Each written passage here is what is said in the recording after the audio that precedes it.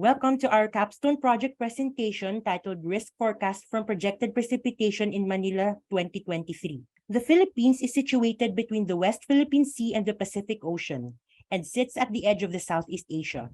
This geographical position has made the Philippines the gateway of typhoons into Southeast Asia. This assertion is supported by the data that an average of 20 typhoons enter the Philippine area of responsibility per year, more than anywhere else in the world according to Pag-asa and as seen from the map. Due to the geographical position, as well as being along the Pacific Ring of Fire and rising sea levels due to climate change, the UN Office for Disaster Risk Reduction has designated the Philippines as the fourth most vulnerable country to extreme weather events. This vulnerability is not remedied by the government by comprehensive national disaster risk reduction plan and having limited funding and resources for that purpose. A new bill to establish a cabinet-level agency to handle disaster risk reduction has not been advanced yet. In Metro Manila, the economic center of the Philippines, rains brought by habagat is enough to cause flooding. This is mainly due to lack of flooding infrastructure and bad urban planning. These floodings may cause disruption in economic activity that can be harmful to the national economy. However, the biggest concern and the utmost priority is saving lives. Speaking of economic damages, a large percentage of the working population won't be able to work due to the disruption to infrastructure by the floods. Given these problems, what do we aim to do with our capstone project? First, we want to forecast precipitation amounts in the city of Manila for the year 2023. This will be the basis for helping the LGUs prepare for floods in their area. Second, locate the nearest amenities in the barangay to assist in disaster preparedness. Locations that are included are hospitals, pharmacies, markets, malls, and groceries. Third, assess the economic loss of a barangay when flooding occurs. This will be based on a barangay's working population. For our methodology, we first collected precipitation data, geospatial data, and population data.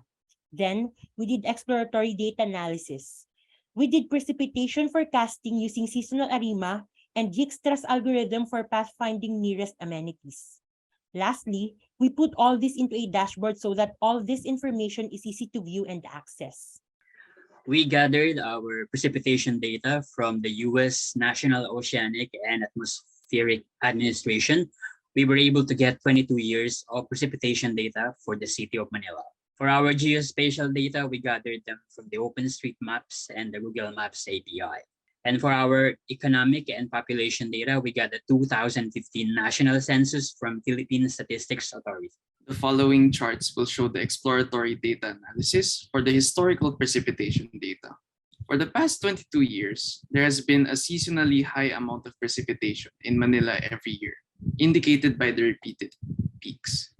If we decompose the data into their trends, seasonal and residual parts, we can see the seasonality in the precipitation in Manila. Precipitation can be classified into three types: light, moderate, and violent.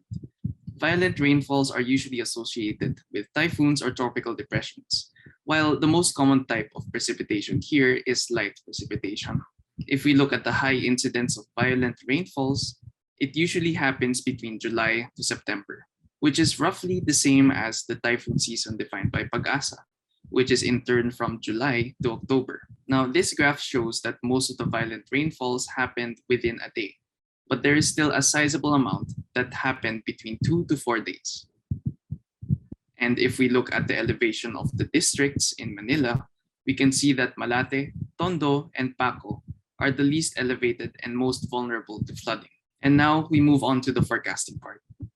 To forecast the 2023 precipitation, we used a seasonal ARIMA model with AR1 and MA2 terms for the non-seasonal part of the model, and first order differencing for the seasonal part.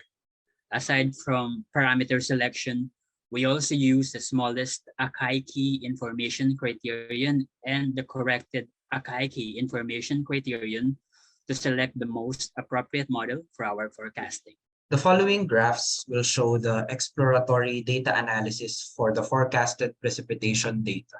Similar to previous years, high amounts of predicted precipitation is expected to occur between July to September. This heat map shows the daily forecasted precipitation. We can see that the heaviest rains occur between July and October. Similarly, violent rains are also expected to happen between July to September.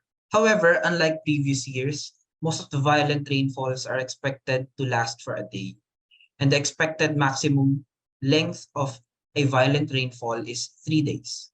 For our pathfinding algorithm, we use Dijkstra's algorithm, which is used to find the shortest route between 2 points or of interest or nodes. It's used to find the nearest amenities from the geographic center of a barangay.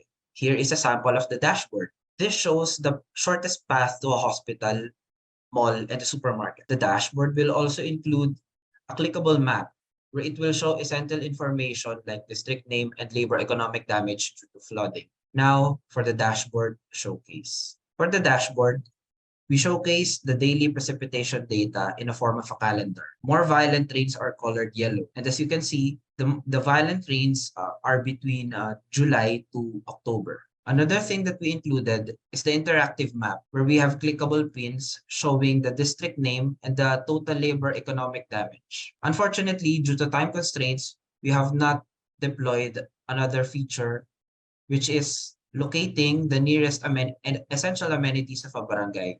Given a barangay's central point, we would want to locate the nearest essential amenities such as the nearest hospital or the nearest marketplace or palengke. Finally, for our recommendations. First, since our data is limited to the city of Manila, it will be beneficial to extend this to the whole of Metro Manila, since the places are interconnected with each other and eventually nationwide. Second, either build more evacuation centers or officially designate evacuation centers. We wanted to include evacuation centers for our nearest amenities map, but our data does not have it because the government only designates evacuation centers right before a typhoon enters the territory. Third, regularly update economic and population data for up-to-date economic loss projection. And fourth, the LGU of Manila should consider these low elevated districts as they are prone to floods. Thank you for listening to our capstone project presentation.